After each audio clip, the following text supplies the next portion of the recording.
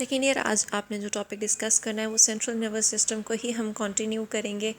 Central nervous system में हमने देखा था कि हमारे पास ब्रेन और स्पाइनल कॉर्ड थी। Brain is divided into 3 parts, fore brain, mid brain और हाइंड ब्रेन। फोर ब्रेन के हमने 3 पार्ट्स देखे थे। हमने कहा था कि it consist of thalamus, limbic system and cerebrum. अब हमारे पास थैलेमस हमने देख लिया था। अब आता है हमारे पास कि लिम्बिक सिस्टम क्या चीज़ होती है। सो लिम्बिक सिस्टम के अंदर हमने देखा था कि 3 पार्ट्स उसके होते हैं, हाइपोथैलेमस, अमिगडाला एंड हाइपोकैम्पस। अब जो हाइपोथैलेमस आता है इसके अंदर हमारे पास आएगा कि हाइपोथैलेमस का काम होता है हार्मोन प्रोडक्शन का। ठीक है, हार्मोन प्रोडक्शन होगा और इसके डिफरेंट कनेक्शंस मौजूद होंगे। न्यूरल कनेक्शंस, न्यूरॉन्स की मदद से इसने डिफरेंट पार्ट्स को कनेक्ट किया हुआ होगा और वहाँ पर सिग्नल सेंड करेगा। हार्मोन्स जो हैं वो इसके क्या क्या चीज़ को कंट्रोल करेंगे। हार्मोन्स इसके कंट्रोल करते हैं हमारी बॉडी के टेम्परेचर को, हमारी हंगर को, हमारे मेंस्ट्रुअल साइकिल को, हमारे वाटर बैलेंस को, हमारे स्लीपिंग एंड वेकिंग साइकिल्स को। उसके बाद हमारे पास आता है अमिगडाला। अमिगडाला पार्ट होता है, छोटा सा पार्ट होगा, आलमंड शेप्ड होता है, बादाम की शक्ल का। ये इन्वॉल्व होता है प्लेजर में, सेक्सुअल अराउजल में, फियर में, रेज में, पनिशमेंट्स वगैरह में। मीन्स के जो गुस्सा वगैरह आपका होगा उसके अंदर ये इन्वॉल्व होता है। हिपोकैम्पस लास्ट पार्ट आता है इसका, इम्पॉर्टेंट पार्ट होता है because of its role in memory formation. Long term memory जो है वो इसने बनानी होती है, जो आपको चीज़ें ज़्यादा अरसे तक याद रहती हैं। लर्निंग आपकी जो है वो इसकी मदद से हो रही होती है, हिपोकैम्पस की मदद से।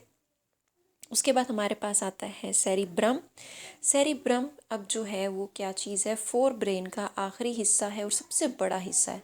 It is the largest part of the brain. Brain का सबसे बड़ा हिस्सा है सेरिब्रम। डिवाइड करते हैं हम इसको 2 पार्ट्स में। एक हमारे पास आता है right cerebral hemisphere and the left cerebral hemisphere. जो राइट हेमिस्फीयर है वो कंट्रोल करेगा आपके left side of the body को, और जो आपका लेफ़्ट हेमिस्फीयर है वो कंट्रोल करता होता है right side of the body को। यानी इन दोनों ने ऑपोजिट डायरेक्शंस वाले काम जो हैं वो करने होते हैं। अब उसके बाद आता है कि ये दोनों जो हेमिस्फेयर्स हैं ये एक दूसरे के साथ कनेक्ट हुए हुए होते हैं, इनके दरमियान में कनेक्शंस मौजूद होते हैं।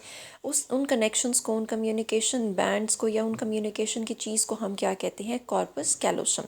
कॉर्पस कैलोसम बेसिकली क्या चीज़ है, these are the large axon bands. ठीक है, अभी जो लार्ज एक्सॉन बैंड्स होते हैं कॉर्पस कैलोसम बनाते हैं, इसका फंक्शन है इन द कम्युनिकेशन।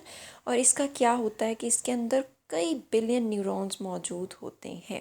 ठीक है, कई बिलियन न्यूरॉन्स इस एरिया के अंदर मौजूद होंगे। अब सेरिब्रम का जो बाहर का पोर्शन है उसके अंदर फोल्डिंग्स मौजूद होते हैं, उसके अंदर वेव्स मौजूद होती हैं जिसको हम कॉन्वोल्यूशंस कहते हैं।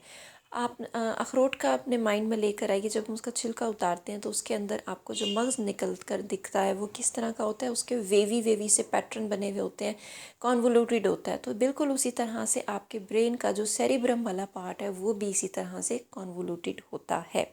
अब इन कॉन्वोल्यूशंस की बहुत इंपॉर्टेंस होती है, ये किस किस चीज़ में इन्वॉल्व होंगे। आपका जो कॉर्टेक्स वाला एरिया है ये सेंसरी इंफॉर्मेशन को रिसीव करेंगे, उसको प्रोसेस करेंगे और उसको आपकी मेमोरी के लिए स्टोर भी कर देंगे फ्यूचर यूज़ के लिए। इसके अलावा जो वॉलंटरी मूवमेंट्स होती हैं उसको कंट्रोल करते हैं। आपके थिंकिंग प्रोसेस के बारे में भी कहा जाता है कि it is also controlled by cerebrum. उसके अलावा ये आइज़ से, ईयर्स से सिग्नल्स लेते हैं और उसके बाद उनको ट्रांसफॉर्म कर देते हैं। किस फॉर्म में ट्रांसफॉर्म कर देते होते हैं, उनको ये इम्प्रेशंस की फॉर्म में, लाइक लाइट और साउंड की फॉर्म में कन्वर्ट भी कर दिया करते हैं। इसके अलावा ये स्पीच में इन्वॉल्व होते हैं, टच में, इंटेलिजेंस में, रीजनिंग में, जजमेंट में। ये इन सारी चीज़ों को कौन कंट्रोल करता है, हमारे पास सेरिब्रम। कल हम इंशाल्लाह मिड ब्रेन और हाइंड ब्रेन के बारे में डिस्कस करेंगे।